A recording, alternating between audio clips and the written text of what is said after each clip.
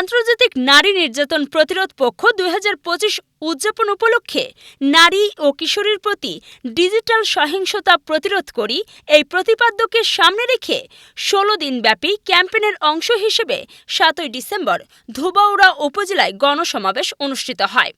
উপজেলা কৃষি পণ্য উৎপাদক অ্যাসোসিয়েশনের আয়োজনে আলোচনা, গণসমাবেশ, সাংস্কৃতিক অনুষ্ঠান ধোবাউড়া উপজেলা চত্বরে আয়োজন করা হয়। কৃষকের অধিকার ও অন্তর্ভুক্তি নিশ্চিতকরণ এবং নারী ও শিশুর প্রতি ডিজিটাল সহিংসতা রোধে জানা থাকা চাই সতর্কতা বিষয়ে সমাবেশে আলোচনা করা হয়। এ সময় ধোবাউড়া উপজেলার সহকারী কমিশনার ভূমি নুসরাত জাহান অনন্যা, উপজেলা মৎস্য কর্মকর্তা দৌলতুল্লাহ মুরাদ, উপজেলা কৃষি সম্প্রসারণ কর্মকর্তা এস.এম.